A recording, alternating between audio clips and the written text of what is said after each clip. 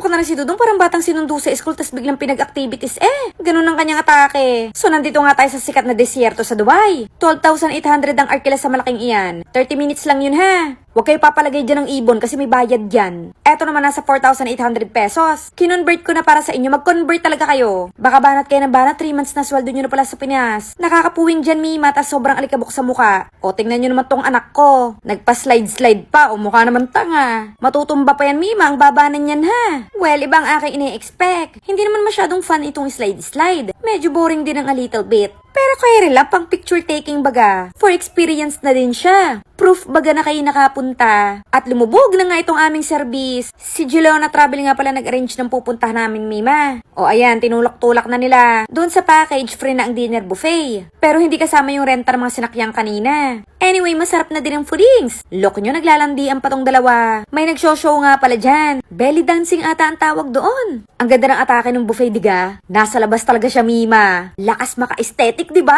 Marami na din yan, Mima. Ari naman mga inihaw nila.